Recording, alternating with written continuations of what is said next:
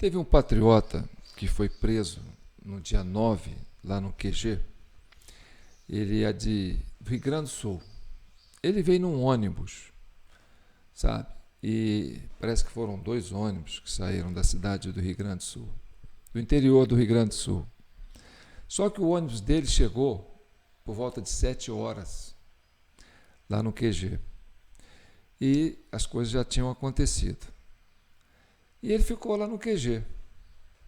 Ele é até pastor, né? Ele não gosta de pregar a palavra de Deus.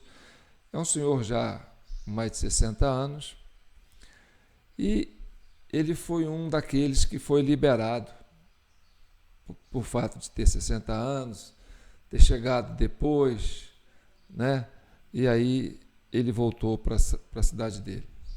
E ele, às vezes, liga para mim, porque uma vez eu fiz uma entrevista com ele. Então ele ficou muito próximo comigo, então ele me acompanha aqui na rede social. E recentemente ele me ligou, disse: olha, a Polícia Federal quer conversar comigo de novo, João. Falei: que bom, né, que você vai poder contar a sua história. E ele, redundante, né? Vou contar sim, vou falar que eu não estive lá, que não tem nada a ver, que aquilo lá não tem nada a ver, e papapá, são pessoas de bem e tal. Aí eu perguntei para ele assim: vem cá, como é que você foi parar em Brasília? Ele falou: não, eu fui de ônibus. Eu perguntei para ele assim: quanto é que você pagou de passagem para esse ônibus? Ele disse: não paguei nada não. Mas como é que você soube desse ônibus? Ah, tinha um guardinha municipal que ficava lá na praça e tal.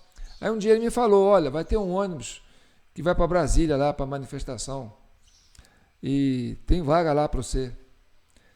Aí eu falei: mas você foi na boa assim? Você sabe quem que patrocinou, quem que pagou o ônibus para você ir? Quer dizer, para essa turma aí, já que era 0800? Ele: não. Você já encontrou com esse guardinha? Não, depois eu não encontrei com ele mais, eu passei lá para ver se eu achava ele, não achei. Eu falei assim: olha, procura saber quem que patrocinou esse ônibus, né? Porque o dono do ônibus, o motorista do ônibus, não tem nada a ver. Os ônibus ficaram presos lá, os motoristas ficaram com seu instrumento de trabalho parado, mas quem que pagou, que patrocinou esses ônibus para ir para Brasília? Ele não soube responder. E aí, numa sessão da CPMI, aquele deputado do Ceará, né, falou assim: olha, não está vazando na imprensa, mas a gente vai falar aqui, né? Uma organização criminosa patrocinou ônibus para Brasília, para o dia 8 de janeiro. Então, o que eu quero falar com vocês? Que esses ônibus que foram para Brasília, a maioria desses ônibus, com certeza, foram patrocinados por pessoas que sabiam o que ia acontecer no 8 de janeiro. Então, é como se fosse assim, uma coleta de patriotas para o caos.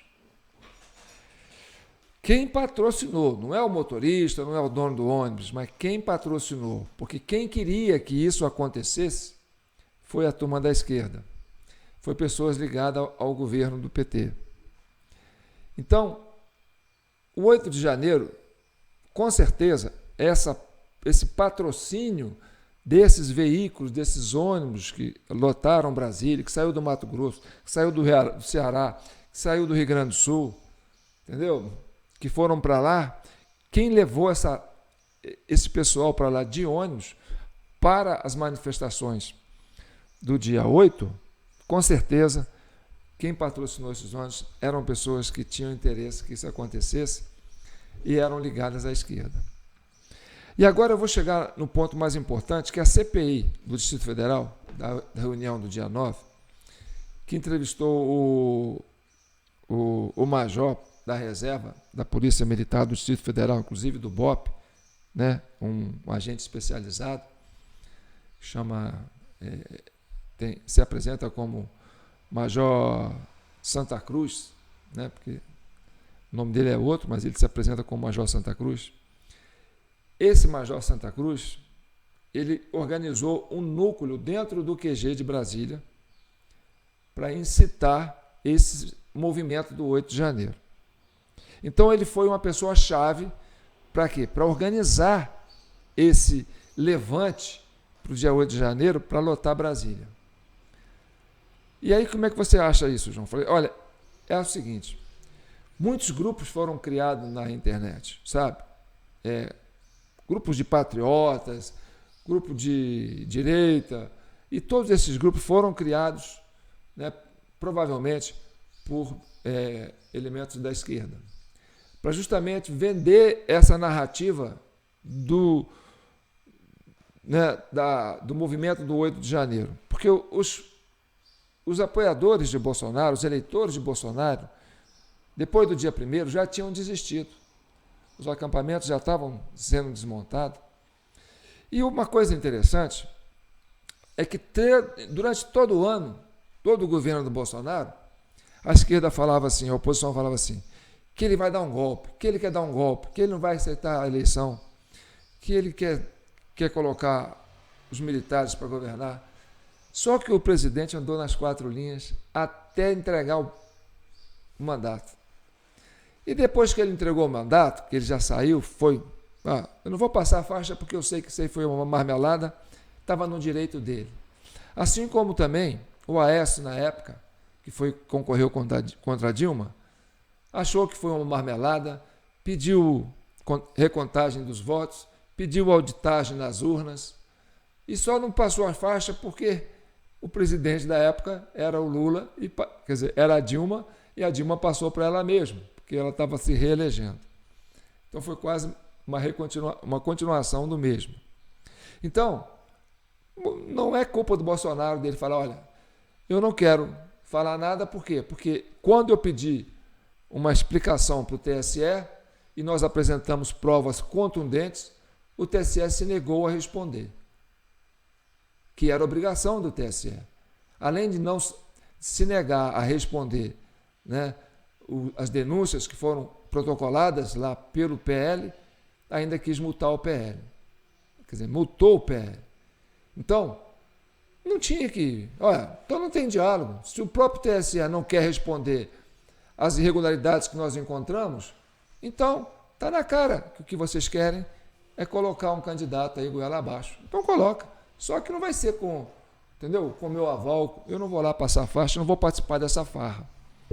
Então, ele fez a parte dele, mas o PT e a esquerda estava com isso engasgado. O homem tem que sair das 4 linhas, mas ele não saiu. Então, tiveram que criar um factoide para dizer que, olha, ele não saiu, mas os seguidores dele saiu das 4 linhas e a culpa é dele porque ele não reconheceu a eleição. Então foi preciso criar esse factoide e aí sim, né? Como se criava isso? Tinha que implantar dentro do QG, onde ficavam as manifestações, elementos da esquerda para incitar, colocar esse veneno, sabe? Esse ingrediente que levantasse essa motivação. Então, eu vou mostrar para vocês aqui um resumo rapidinho do relato que foi feito por esse major que estava ali, que ele montou uma espécie de um quartel-general ali, e ali ele com o pessoal dele, né, ficava incitando o pessoal, né, tentando manipular a opinião pública, quer dizer, os patriotas que estavam ali, os eleitores do Bolsonaro, que estavam pedindo explicação sobre o código-fonte. Né? Porque essa que foi a questão. O TSE se negou a dar uma resposta, e a turma queria a resposta. Queria acesso ao código-fonte, queria acesso, embora depois, né, o próprio PL conseguiu os logs das urnas, e aí ficou comprovado, mas aí já estava tarde, a turma já tinha passado o rodo. Mas vocês vão ver agora, nesse resumo rapidinho, né, como esse agente infiltrado, que é um agente especial, que ele é militar da reserva, é um homem especializado, né, em táticas, e a missão dele era essa, era legitimar o governo que estava assumindo. Tanto que ele fala, numa hora, ele vai falar, vocês vão ver aqui, ele vai falar assim, Isso lá por volta do dia 30 de dezembro, quer dizer, um dia antes da posse, né? 2 dias antes da posse. Ele falou, ó, podem vir para Brasília, ninguém vai ser preso. O nosso presidente já é o chefe supremo das Forças Armadas. Então, quer dizer, já é, ele diz, né, no ato falho, porque ele mandou isso para os seus grupos nas redes sociais, sabe? É onde ele ficava fazendo essa manipulação, esse levante para atrair o pessoal para esse 8 de janeiro. Aí já com o governo do PT, né, que ia facilitar esse vandalismo todo ali, como ficou comprovado na CPMI e na CPI também. Então vamos lá. E o pior, e o mais legal disso tudo, é que vocês que têm muita fé aí, que falam assim, Deus vai prover. Olha, Deus escreve retos em linhas tortas. E olha, por incrível que pareça, foi justamente o deputado do PSOL que conseguiu fazer com que esse infiltrado fosse desmascarado. Vocês vão ver isso no final da fala dele, tá certo? E depois tem uma surpresa maior ainda. Mas vamos soltar, dessa vez eu não vou interromper não, tá? Vocês vão ter uma noção concreta do que, como é que nasceu esse núcleo, né?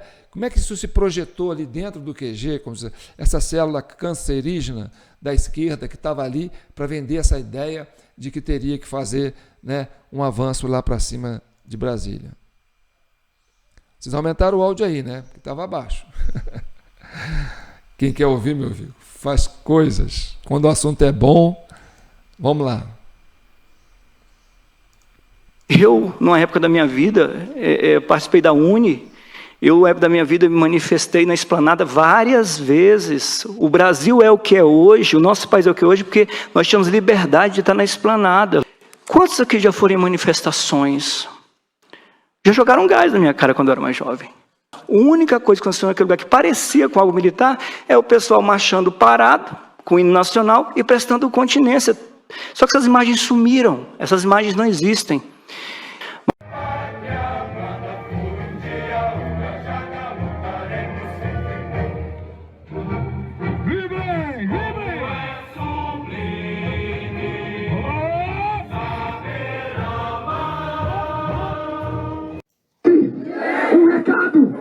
A um funcionário público que é o presidente da República. Não é uma escolha dele, mas o povo, nós autorizamos e nós agora determinamos que ele cumpra o que está escrito na Constituição brasileira e comande as Forças Armadas para defender o Brasil. Palmas do Brasil, obrigado.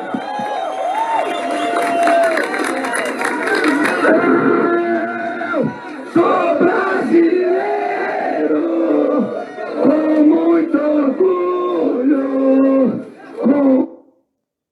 Mas eu tinha minha convicção política, votei no presidente Luiz Inácio Lula da Silva, fui da UNE, fui de movimento estudantil. E o senhor já é de direita?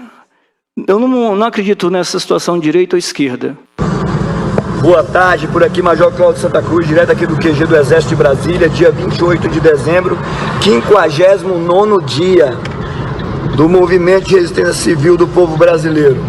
Pessoal, veja bem, cada brasileiro que votou em Jair Messias Bolsonaro tem que estar na rua a partir de agora, mas principalmente no dia 31 e no dia 1º, ok? Nós precisamos lotar as ruas, fazer uma greve, parar tudo, e não é crime não.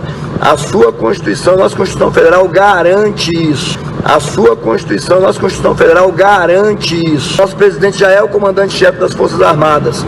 O nosso presidente já é o comandante-chefe das Forças Armadas. Entendeu?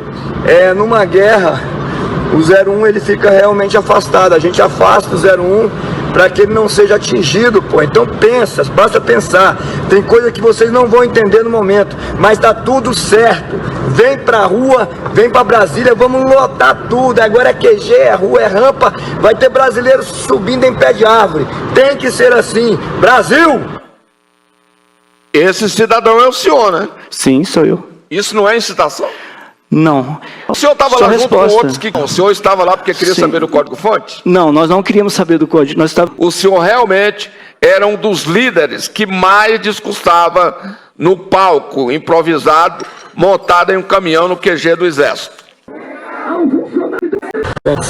Dia marcante, O que está escrito na Constituição brasileira e comande as Forças Armadas para defender o Brasil.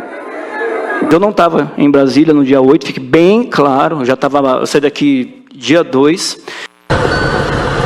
Bom dia, por aqui Major Cláudio Santa Cruz, aqui em Brasília, dia 2, né? Um dia marcante, porque é dia da abolição da escravidão. Nós estamos lutando por liberdade, então é um dia bem importante.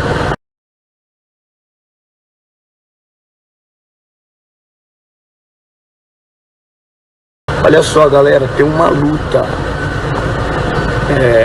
Estão querendo ganhar a sua mente e fazer você acreditar que nós fomos derrotados, que não está acontecendo nada, que o Molusco vai assumir. Fake. Nós estamos vencendo, estamos indo muito bem e ninguém ia movimentar milhões de reais para levar carros de guerra para a fronteira, blindados para tudo que é lado aí, à toa. Né? Vocês viram aí o que o Eduardo Bolsonaro postou, um plano de governo. Então se liga, mantenha firme, tá? Olhos de águia, coragem de leão, mantenha firme. Isso é para tentar desmotivar você, não caia nessa, desliga a televisão, para de ouvir esses psicoterapeutas aí que o PT contrata para deixar você sem moral. Vai dar certo, já deu e vai ser logo. Quando você acordar tá todo mundo preso, nós vamos ter vitória. Fique com Deus, bom dia, vamos pra luta. Major, é o senhor que está falando que levaram Sim. carros para a fronteira, carros militares. Quem levou? Isso foi divulgado. Não, mas é o senhor que está falando, eu quero sim. saber como é que o senhor descobriu isso aí. Isso saiu na mídia, gente. Eu não Quem tô mandou os inventando. carros? Como é que eu vou saber? O senhor diz aí que o Flávio Bolsonaro estava envolvido no transporte desse carro. Eu não disse isso. Está falando disso aí? Você está parecendo aquela turma do Hamas. Ó, quem está falando ali é o senhor? Sim, sou eu. Esse é o senhor, né? Sim, sou eu. Cláudio Santa Cruz, direto aqui do QG de Brasília. Aumenta o volume aí. Tá bom? Dia 30 de dezembro. E um recado bem simples. De tudo que o presidente falou na live, tem uma parte que a única que você deve se atentar, que o Brasil vai entrar nos eixos dentro de muito pouco tempo. Ninguém vai para uma live pública falar o que vai fazer seus planos num momento desse. Então não sejam tolos. Tá cheio de gente entrando já aí, gente infiltrada, metendo pau do presidente, metendo pau do general. Para com isso. Segue o jogo, tá tudo dentro do que tem que acontecer.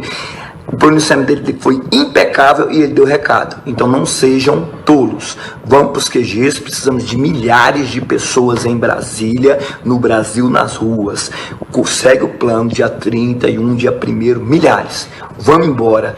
Deu, tá tudo certo e não ouça nada o contrário do que isso. Tá? Você tem que começar a pensar estrategicamente. Eu falei sobre isso, então não seja burro. Fiquem com Deus e vamos para a luta. Major, o que ia acontecer no dia 31 que o senhor pregou aí? Nós esperávamos O quê? verdadeiramente que ou o Supremo ou alguém trouxesse para a gente uma única resposta. Gente, está tudo certo ou está tudo errado? O senhor disse que não é mais policial militar? O senhor foi expulso? Não, eu sou da reserva, não estou mais na ativa. Ativa da O senhor é policial militar da reserva. É, da reserva. Eu isso. sou policial militar da reserva, o senhor também é. A não ser que o senhor tenha sido expulso e perdeu a patente. Não, eu quis dizer com relação à nossa influência, entendeu? Não, nós somos policiais militares. Porque a guerra, né? O que o senhor quer dizer com isso, Major? Isso foi antes. O entendimento, o que aconteceu ali eram coisas que eu pessoalmente, tá? Não foi... Eu entendia, porque falavam, tá? Infelizmente, a gente foi enganado ali por muita gente. O que aconteceu, Major? Doutor, se o presidente da República, Jair Bolsonaro, tivesse ido uma vez, falar, gente, vai embora, todo mundo tinha ido. Pois, se o presidente tivesse reconhecido, muita coisa não teria acontecido, concorda? Sim. Major, o senhor Rubens, proprietário da empresa Trio Coyote Produções, explicou que alugou o seu trio elétrico por algumas vezes para o pessoal do acampamento, que numa dessas ocasiões, as tratativas para contratação do trio elétrico se deram pessoalmente com o senhor e com as pessoas de Linaldo, Priscila e Daniel. Ele também disse que o senhor, a Priscila e o Daniel eram os oradores do acampamento, mas que o senhor era o locutor oficial. Falou, Realmente, às 9, às 3, às 18, ele ia me ver lá, porque todos os dias está filmado, havia culto diário nesses horários. Deputado Chico Vigilante, peço ao presidente Lula, que eu inclusive votei nele, que ele tenha misericórdia. Eu sei que ele não é uma pessoa má, eu sei que ele não é mau. Durante a operação, faz o papel dela, durante aquela operação que depois foi totalmente desmontada, chamada Lava Jato, falou muita coisa má contra muitas pessoas. Essas pessoas que foram maculadas à honra, inclusive o presidente, que hoje é presidente da República, foi maculado à honra, que foi divulgado isso no país inteiro. Muita gente que estava ali votou no presidente Lula. Eu, inclusive, eu fui da Uni, porque depois aí vem a justiça e vem provando que tudo era uma falácia, que tudo era mentira, que nada daquilo aconteceu.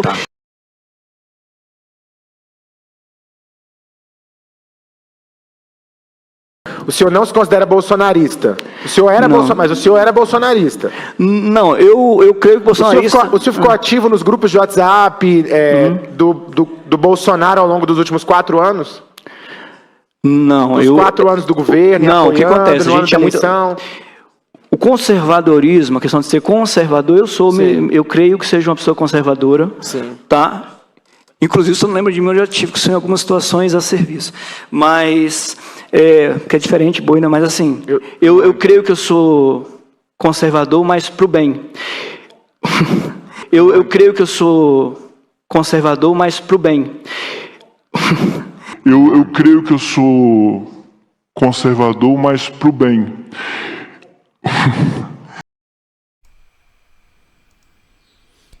Então, ele se acha um conservador, mas para o bem.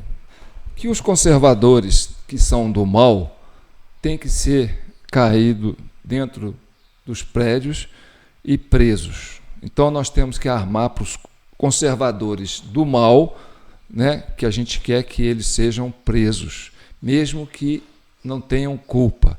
Então vamos armar para esse povo, vamos levantar um movimento para atrair esse pessoal, esses conservadores, para o mal, né, que ele acha que conservadores é do mal, que ele diz que é conservador do bem, e vamos prendê-los para eles pararem de criticar, né, o processo eleitoral e deixar o meu presidente Lula, que inclusive eu votei nele, ganhar, administrar. Não é assim que ele falou? Então tá. Aí quando eu falo que vocês acreditam em Deus, agora eu vou encerrar com a fala desse deputado que desmascarou ele. Você viu que ele até riu, né? A hora que o major falou, olha, eu sou um conservador, mas pro bem. Por quê? Porque ele tem preconceito contra o conservador. Ele é de esquerda, ele era um infiltrado. Ele estava ali para fazer esse levante. Então foi tudo orquestrado, planejado e executado pela esquerda. E ali, aquela célula que estava ali dentro do QG, era justamente para linkar essa ideia aos manifestantes de apoiadores de Bolsonaro, para levar eles para essa arapuca. Tá certo?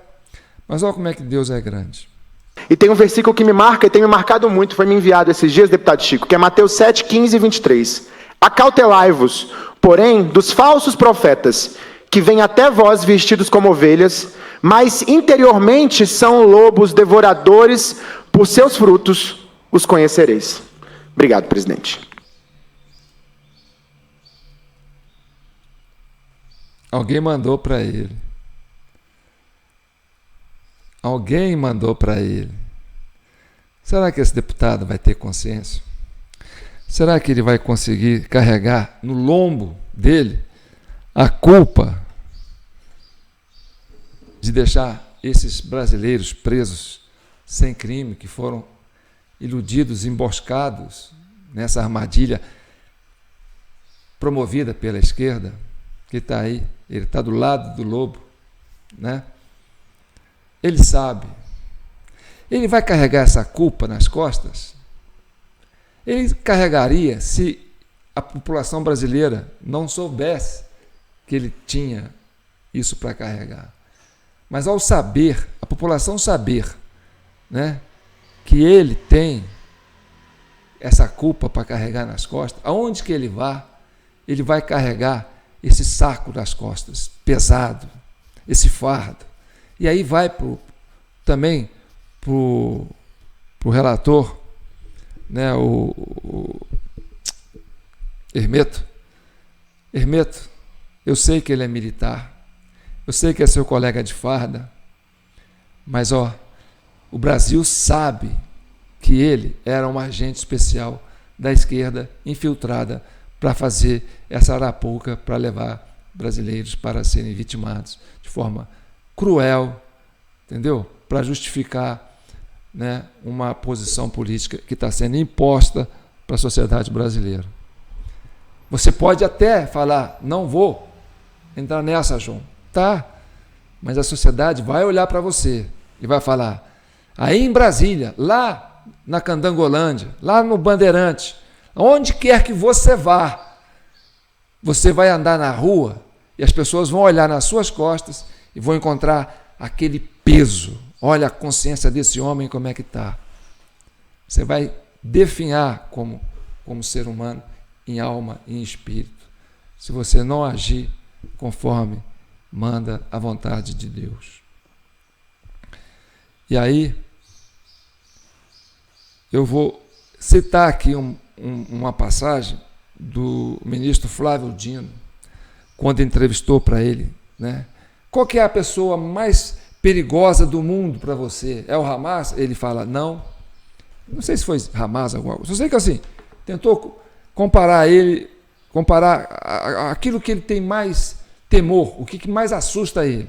Ele fala, os bolsonaristas.